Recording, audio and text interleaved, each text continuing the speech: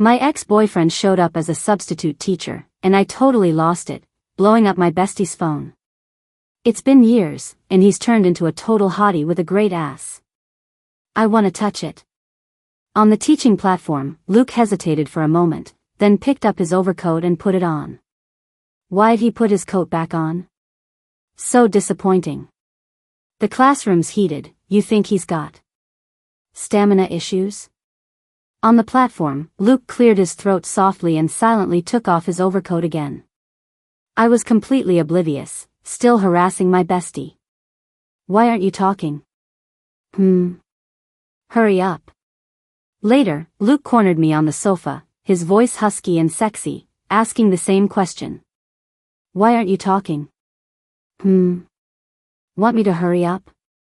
My bestie was studying for her grad school exams and had switched to an old flip phone. So, I had no choice but to text her to ease my longing for our chats. That day, a new teacher came to our class. Black overcoat, dress shirt, slacks, deep-set eyes, incredibly handsome. The man wrote his name on the blackboard, Luke. He turned around and said, while Ms. Owen is on maternity leave, I'll be taking over her courses. Lectures, assignments, competitions, etc. If you have any questions, feel free to contact me. I looked up from the back row. Oh. My God. Isn't that my ex-boyfriend? Luke, you got so damn hot in just a few years. Probably finding the classroom too warm, Luke took off his coat and then turned to write on the board. That lean waist, those well-filled slacks. Just like the K-drama hottie I was studying last night. I quickly and sneakily pulled out my phone to text my bestie. My ex-boyfriend became my teacher, what do I do? It's been years, and he's turned into a total hottie with a great ass, I wanna touch it. He looks like he has amazing stamina now, I shouldn't have broken up with him, wah. Luke finished writing on the board and put down the chalk. He glanced at his phone on the lectern, and then his ears turned red. What's going on? Does he have a wife? Did his wife send him a flirty text? I continued typing, heartbroken. Damn it. I forbid him from having a wife. My bestie didn't reply. But Luke, on the platform, kept looking at his phone. He hesitated for a second, then put his overcoat back on. Covering up those broad shoulders, narrow waist, and perky butt completely. I continued my meltdown to my bestie. Luke actually put his coat back on, so disappointing. The classroom is clearly heated, you think he's got stamina issues? What a waste of that body, good thing I broke up with him early. On the platform, Luke coughed uncomfortably and silently took off his overcoat again. I was completely oblivious, still harassing my bestie. Why aren't you talking? Hurry up. I know you locked your old phone in your drawer, but that's no excuse for not replying to me. Reply. Or I hope you end up marrying Chad. I was typing furiously. On the platform, the man scanned the classroom, his gaze finally landing on me. You, student, please answer this question. I jumped, standing up instinctively. My phone slipped from my grasp and fell to the floor. Just as I was about to bend down and pick it up, Luke beat me to it, picking up the phone. The man's eyes fell on my phone screen. He seemed to clench his jaw. I guiltily lowered my head. Thank God I had my screen lock on, people. Otherwise, how could I ever face him again? Luke placed the phone back on my desk, his knuckles tapping the surface, signaling me to answer the question. I brazenly said, sorry, teacher, I didn't quite hear. Could you please repeat the question? I don't know if it was my imagination, but Luke seemed to be gritting his teeth when he repeated the question. A certain bridge used high-strength steel, but it fractured during actual use. Given that there were no design flaws, what non-design related reasons do you think could have led to the fracture? I pondered for a long time, then said, was the material too brittle? Or were there problems during construction? Maybe it was caused by environmental factors? Luke's expression wasn't good. When he called my name, his eyes seemed to carry a hint of murderous intent. Betty. Belle. Come to my office after class. I need to give you a proper review of the fundamentals of mechanics of materials. After a pause, Luke added, and bring your phone when you come. I looked at my phone, puzzled. What's wrong with my little phone? Did Luke fancy my Lucky Charm phone case? Class ended. I dawdled, hiding in the women's restroom, frantically texting my bestie. Save me. Luke wants me to meet him in his office for a private session. Do you think he wants to get back together? What pose should I strike when I say yes so I don't look too eager? Why aren't you replying? Are you on a date with John? Is John that hot? Fine, I hope you dream about him tonight. Okay, that's fair. Me and my ex in a scandalous student-teacher affair, you and John in some golden years romance. I won't say who deserves what. After spewing a bunch of nonsense, I felt much better. Contentedly, I walked out of the women's restroom.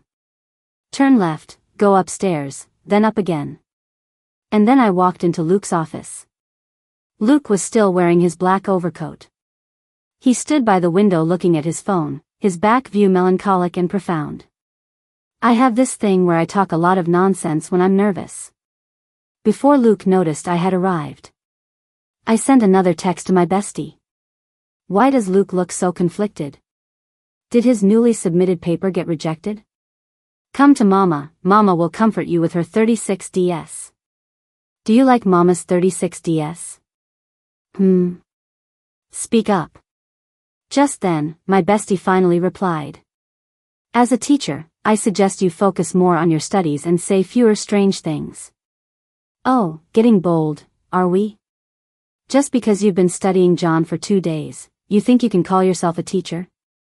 My fingers flew across the keypad, typing rapidly.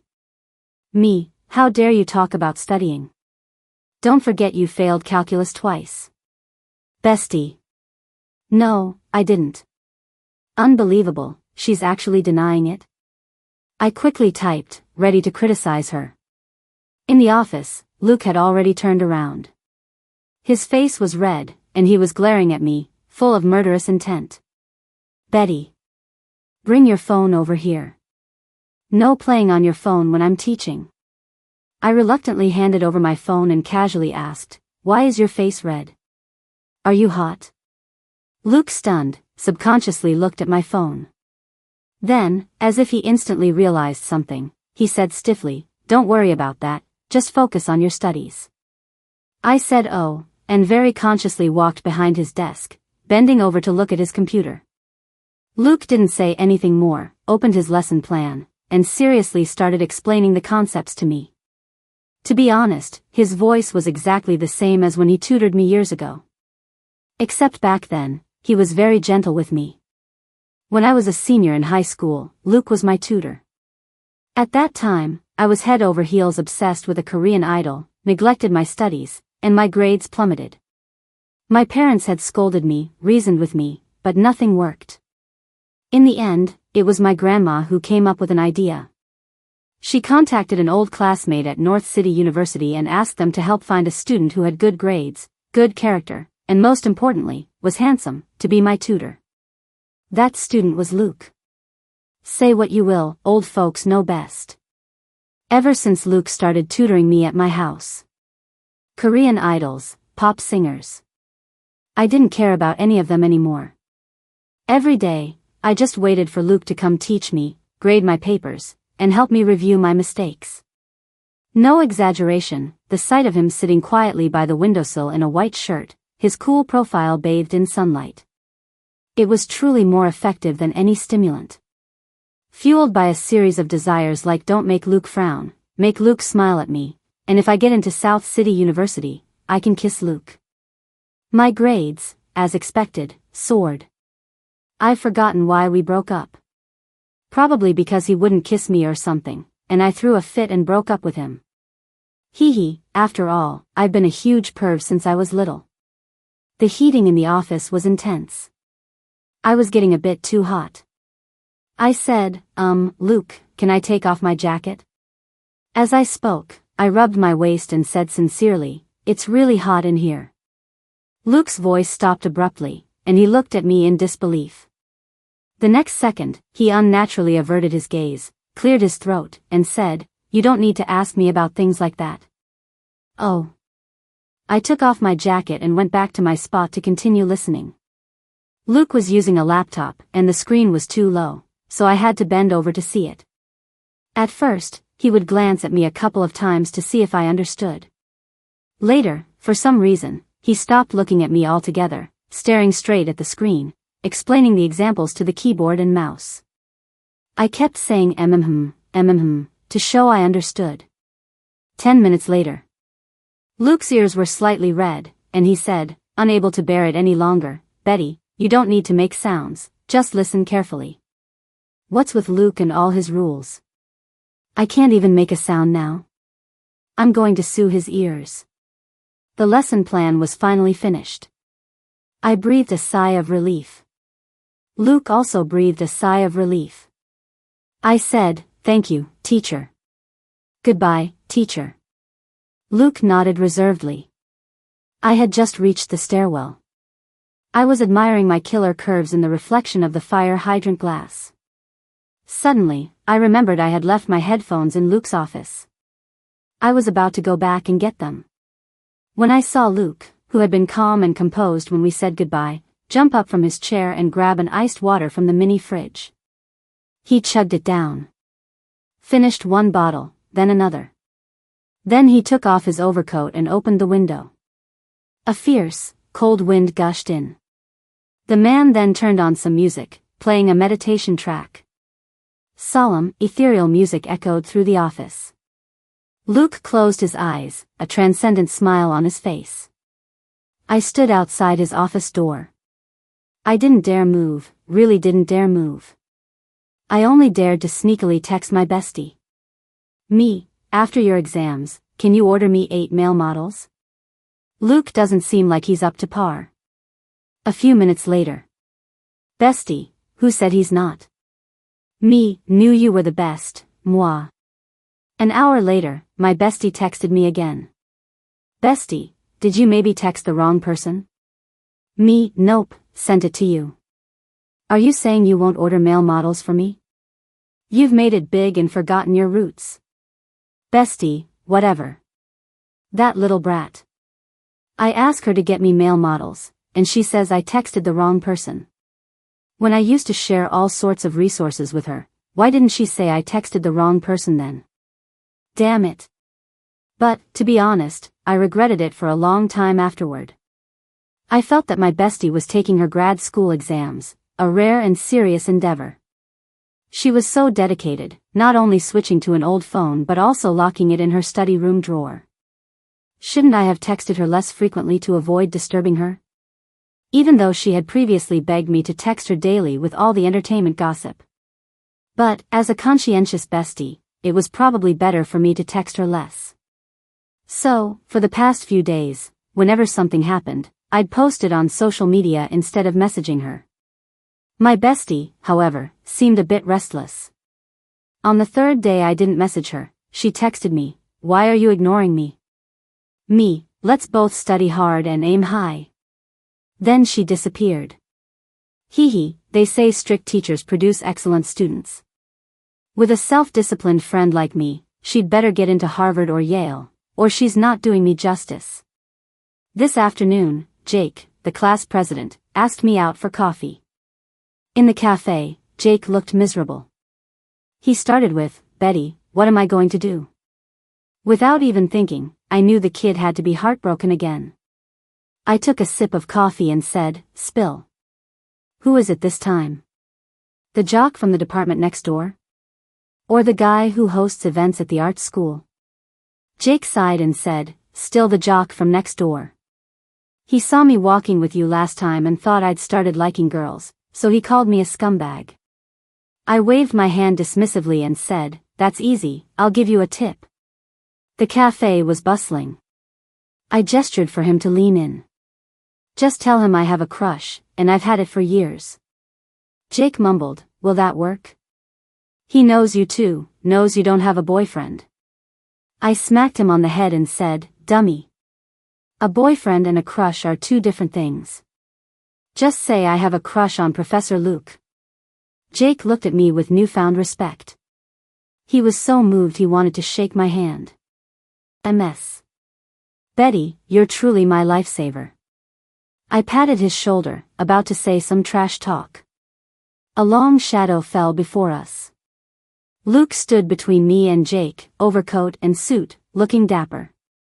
His expression, however, wasn't too pleased.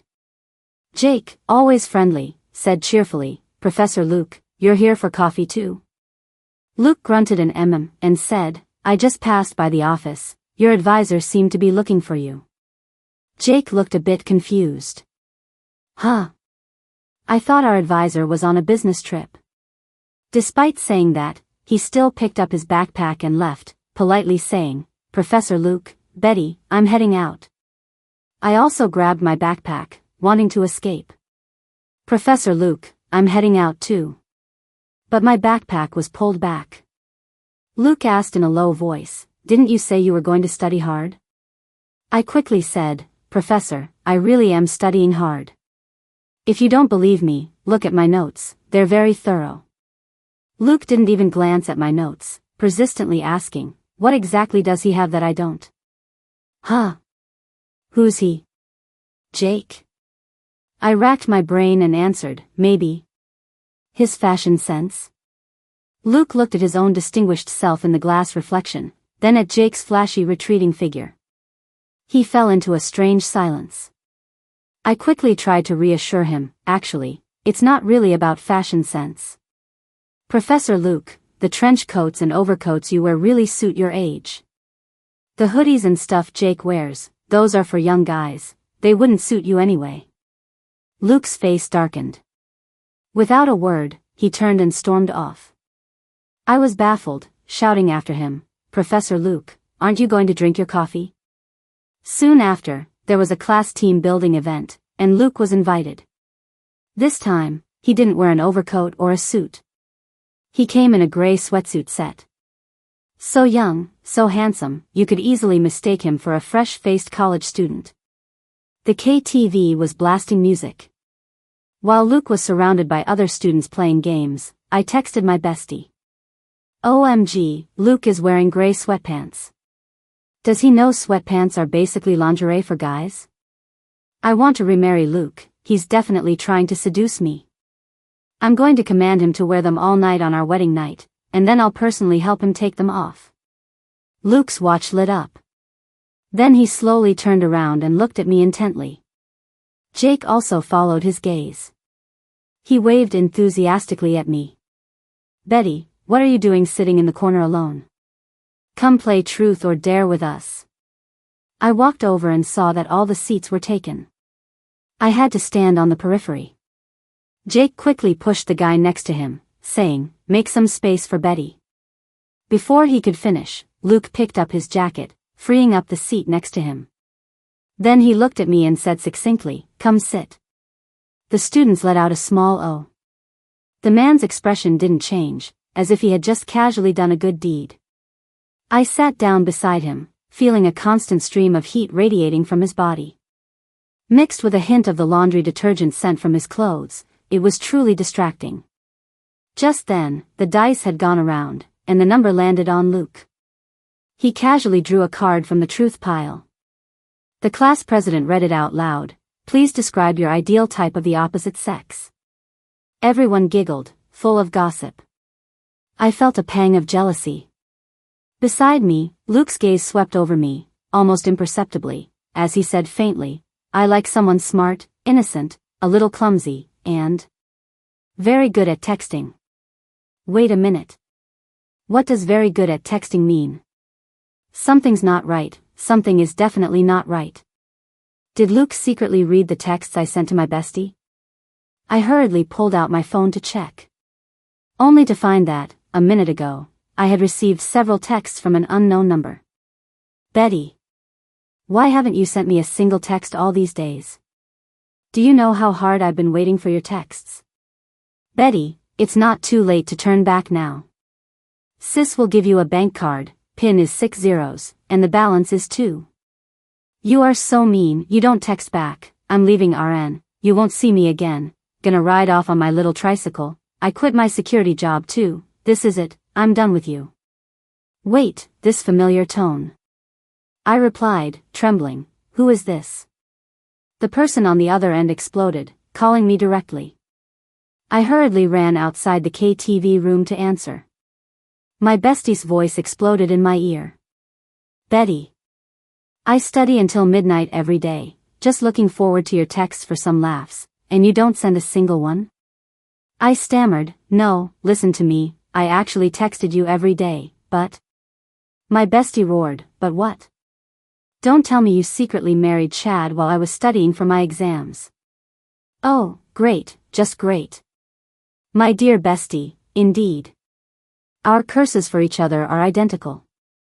I was on the verge of tears, speechless for a long time. My phone was snatched away. Luke held my phone, saying slowly and deliberately, she didn't intentionally not text you. It's just that those texts accidentally got sent to me. The man leaned against the door, a half-smile playing on his lips as he looked at me. The KTV lights were dim, casting flickering shadows on his face, making his features appear even more profound. Those eyes, staring at me, were almost too beautiful. But my mind was a complete blank, filled with only one thought. It's over. All those texts were sent to Luke. I called him a hottie with a great ass, then said he had no stamina. I asked him to order me 8 male models. And said I'd comfort him with my 36 DS. Just now, I said his gray sweatpants were a seduction tactic. I might as well hang myself with those gray sweatpants. Seeing my silence, Luke chuckled softly, about to say something. I spinelessly snatched my phone back and turned to run. The next second, the man grabbed my wrist. With a slight pull, I was drawn into his embrace. The man's breath fanned my ear, his voice low and sexy. Running? Didn't you say you wanted to remarry me tonight? The door to an adjacent KTV room suddenly opened. A group of drunks stumbled out, reeking of alcohol, flailing their arms. Luke frowned, didn't continue speaking, but instead shielded me in his arms and led me out. Just like that, I dazedly got into his car. The car was terrifyingly quiet, only the faint sound of wind outside could be heard. I frantically exchanged a flurry of texts with my actual bestie. Finally, I found the root of the problem. That damn girl had given me her phone number with 1 digit wrong. And just by sheer coincidence, the wrong phone number was Luke's. And so, I instantly became righteously indignant. I accused her, it's all your fault.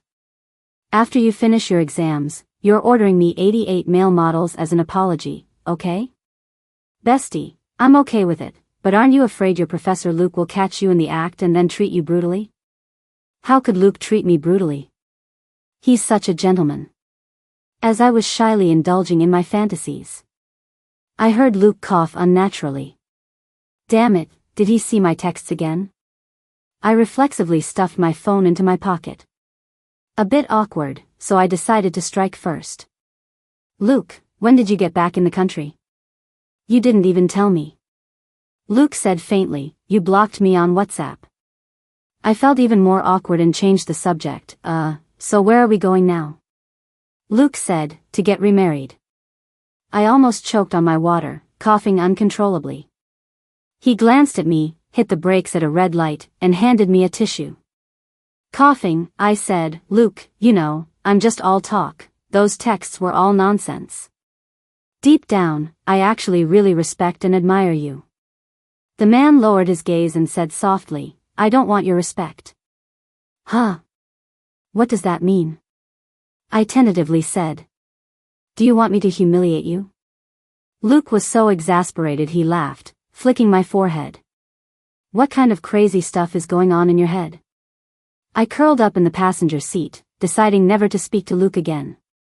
The red light passed, the green light came on, and the car started moving again. Streetlights passed by one after another, sliding across the car window and also across the man's brow, nose, and jawline, making his profile look even more striking. I swallowed hard. Damn it. His features hadn't changed much, but how was the current Luke so devastatingly different and hotter than the Luke from a few years ago? Suddenly, I heard his voice. What are you thinking about? I said weakly, Luke, does your beautiful American girlfriend know you're planning to remarry me? The man paused, then said, she doesn't know. I was so angry I wanted to jump up, shouting, you damn cheater. You have a girlfriend and you're still hitting on me. Luke said faintly, because I've never had an American girlfriend. I was completely stunned. Huh? But that photo you shared on Instagram, that beautiful woman. Luke thought for a moment, then said, half amused, half exasperated, that's my advisor. She's over 50. But she'd be very happy to hear you say that. Oh, for crying out loud. Over 50 and still looking that good. I'm going to compete with all you ageless beauties. After a brief silence, the car entered the underground parking lot. Luke tilted his head, looking at me intently. Actually, Betty, does your boyfriend know you want me to wear black lingerie on our wedding night? I stared blankly. What boyfriend? Why don't you introduce me to one? Luke's eyes twinkled as he asked tentatively, you and Jake. I was quite surprised. Jake? Everyone in our department knows he's into guys, didn't you know? Luke froze for a moment, closed his eyes, and a smile slowly spread across his lips. I know now. After clearing up the text message misunderstanding. I never dared to text Luke again. He, on the other hand, would send me a message from time to time. Had a physical at the university clinic today. The traditional Chinese medicine doctor said I'm in excellent health. All my internal organs are in great shape, including my kidneys. A few days later, he forwarded me an academic article. The correlation between husband's gluteal prominence and wife's marital satisfaction. Then, a few more days later, he sent me a push notification. Gemini girls, look here. This month's astrological forecast indicates a high chance of you getting back together with an ex. I clutched my phone, not daring to reply, really not daring. Has Luke been possessed or something? Then, a few more days later, Luke sent me a video. Today's outfit. Please rate. In the video, the man was exercising in shorts and a t-shirt. His arm muscles were full and smooth, his leg lines firm and powerful. When he stretched his arms upwards, the hem of his shirt lifted too, revealing faintly toned abs glistening in the sunlight. And the distinct V-lines of his lower abs extended slightly towards his waist, sexy and alluring. Oh. My. God. Perfection. I was just about to zoom in on the details. My roommate walked past behind me and exclaimed, Betty, is this some kind of porn site? I quickly closed the video and said sternly, yes. Porn sites send me this kind of stuff to tempt me every day, but I won't fall for it. Saying that, in front of her, I righteously typed 2 letters into the text message box. A few minutes later, Luke appeared directly downstairs from my dorm. Fuming. Betty, what do you mean by that? What do you take me for? I said fawningly, Professor Luke, even though we had a thing, you're still my teacher. Those spicy pics of yours. Luke raised an eyebrow, saying coldly, spicy pics? I chuckled awkwardly, no, I mean, those handsome photos of yours, they're not really appropriate for you to send me, seeing as we've already broken up. Luke was quiet for a moment, then said in a low voice, it won't happen again. With that, the man turned and walked away. His figure was stretched long by the setting sun. He actually looked a bit lonely and desolate. Trembling, I recounted Luke's actions to my bestie. My bestie got all excited on her old phone. Oh my God, Professor Luke is totally pursuing you. I was shocked. Is this how people in the city chase someone? My bestie was speechless for a moment, then ordered me to eat less cheap takeout. Then she gave me instructions, girl chases boy, it's a thin veil. Go get Professor Luke back right now. I hesitated. That's not really okay, Professor Luke is my teacher. My bestie yelled, teacher my ass, he's leaving next month. What kind of teacher is that? Besides, it's not like you haven't dated him before. First time awkward, second time a pro. I said with difficulty, but these past few days, I've been texting him good morning, and he hasn't replied. My bestie said, of course. He was so proactive, but you rejected him. It's natural for his pride to be hurt. But don't worry, these are minor issues, I'll teach you. Under my bestie's guidance, I started texting Luke every day. Monday, I sent. Hey hottie, like it when I call you that? I should be roaming free, drinking wine, living it up. Luke ignored me. Tuesday, I sent. Calling you hubby is too intimate, teacher too distant, darling too much. How about master? A hint of coldness, a hint of warmth, a single internet cable connecting you and me. Good evening, master. Luke still ignored me. I cried to my bestie. She pondered for a moment and said, even that didn't work? Looks like we need to bring out the big guns. So on Wednesday, I sent. You're special, you're the most special man I've ever met. You have this unique loneliness about you that others can't see, but I know that even though you seem happy on the surface, you're lonely and broken inside. This time, Luke replied, good that you know. I was ecstatic and quickly continued typing according to the script my bestie gave me. By the way, can I see your abs? Luke replied with a string of ellipses. And then ignored me again. But that's okay, my greatest strength is perseverance. Thursday, I continued. Hubby, emergency. Our daughter got into a fight at school and beat up a classmate. The other parents want $5,000 in compensation. I bargained it down to $50,000. Remember to send the money to the bank of KFC, K? Luke didn't reply to this text. But a few minutes later, a notification popped up on my Venmo. Luke sent you $5,000. Please accept. I was shocked and texted him, why did you send so much? He replied faintly, to ransom our daughter. For some reason, I felt a little pang in my heart. Tingly and itchy, spreading all the way to the top of my head. I clutched my phone and continued typing, Professor Luke, I think I kind of like you. He replied, is this a setup for another one of your weirdo texts? Luke actually suspects I'm sending him weirdo texts. So sad. I sniffled tearfully for a while, then continued typing, this isn't a weirdo text, it's how I really feel. Luke was silent for 2 minutes, then replied with a very long message. I have 7 rules for dating. First, I don't date the opposite sex. We don't understand each other, personalities clash. Second, I don't date the same sex, too much understanding, it's boring.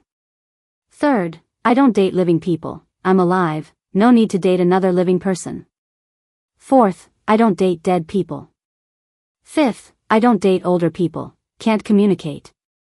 Sixth, I don't date younger people, I can barely take care of myself, how can I take care of them? Seventh, I don't date people my age, no novelty. I was stunned. Has Luke evolved? How did he become even better at this than me? I fumbled to take a screenshot to send to my bestie. I accidentally hit the video call button and called him directly. Luke answered instantly. He was probably sitting in his study, a smile on his lips, his eyes filled with sunlight, looking like he was in a very good mood. I blurted out, hi.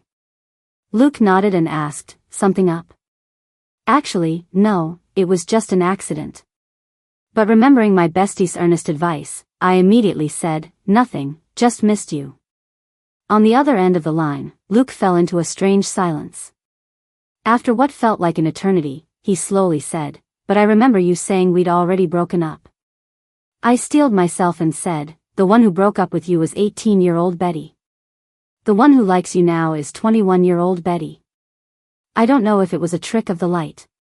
On the screen, the man's ears seemed to turn red. After a long while, he said softly, got it. I'll go prepare. Huh? I asked, puzzled, prepare what? He replied, to pick a good day to visit your parents. The day Luke came to my house. I was stunned. I felt like he had moved his entire house over. The living room was piled high with gifts he brought. Needless to say, things like ginseng and deer antler, but the rarest was that handbag my mom had always wanted but couldn't get. In the living room, the serious, aloof, and unsmiling Professor Luke beamed at my parents, calling them uncle and auntie one after another, and saying things like Betty's excellence is clearly inherited from you too. He was laying it on so thick, my parents were practically eating out of his hand. While my dad was in the living room engrossed in a discussion about Middle East politics with Luke, my mom quietly pulled me into my room. Oh my, her eyes were crinkled into crescent moons from smiling so much. This kid, Luke, is pretty good, huh? When you were a senior, I thought, how great it would be if this kid were my son-in-law. Good personality, good to you, and good looking. I nodded. Yeah, I think he's great too. After a pause, my mom added, but good is good, your health is the most important thing. You must pay attention to safety, you absolutely can't let him do whatever he wants, understand? I blinked. I thought, Mom, you might have some misconceptions about us. Between me and Luke, the bigger perv is actually me, ha ha ha. My mom lectured me for a while, satisfied. Back in the living room, she was about to say something to my dad. Only to find my dad so engrossed in discussing the Middle East situation that he almost started calling Luke bro. My mom pinched him hard on the back. My dad instantly became reserved and said formally, Luke, we don't object to you and Betty dating, but you're currently in a student-teacher relationship. Luke immediately stated, MS. Owen will be back next week, and I'll no longer be substituting. I'll return to my research institute. At that point, Betty and I will no longer have a student-teacher relationship. My dad nodded with satisfaction. After dinner, my parents cheerfully saw Luke and me off. I looked out the car window, feeling quite sentimental.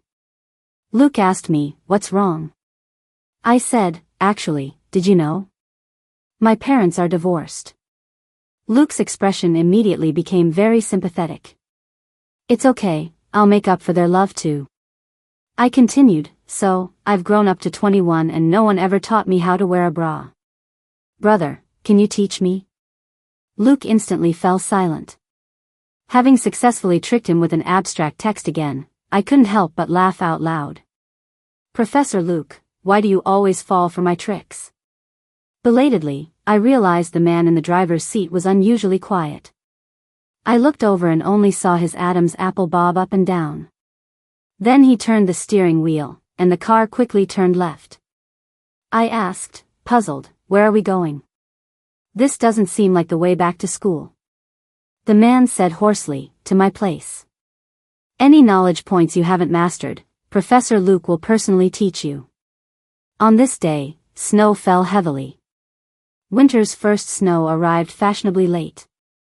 Professor Luke's long-accumulated new and old scores also began to be settled. He held his phone, reading aloud, one by one, the texts I had once sent him. So, I'm a hottie with a great ass? Looks like he has great stamina. But then why do you say I have no stamina and can't perform? 8 male models. I can order them for you right now, how about that? I hid on the sofa, trembling. I was wrong, Professor Luke. The man also sat on the sofa, continuing to read the texts. My new paper got rejected, what were you going to comfort me with? This number and letter. I don't know how to read them. Can you teach me? I leaned over to look at the phone screen, then let out a whimper and covered my eyes with a pillow. Professor Luke, I'm actually a hopeless illiterate. Luke chuckled lowly, saying slowly and deliberately, I love illiterates the most, what should I do? Saying that, he pulled the pillow from my grasp. He leaned down slightly and kissed my lips accurately. All my breath was plundered by him.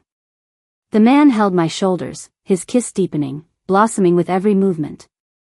I hugged his waist, panting softly, only to hear him laugh and read another text I had sent him. Why aren't you talking? Hurry up. I was so ashamed I could barely contain myself, and his actions made me tremble. I felt the man lower his head and whisper in my ear, "So, why aren't you talking? Want me to hurry up?" I turned my face away in shame and anger. "Luke, you're a bad person." He grabbed my ankle and pulled me back, saying nothing, but proving with his actions that he was indeed a bad person. Snowflakes drifted outside the window, dreamlike and fantastical. Indoors, steam covered every inch of the bathroom glass. Occasionally, water droplets would splash. Crystalline and gentle.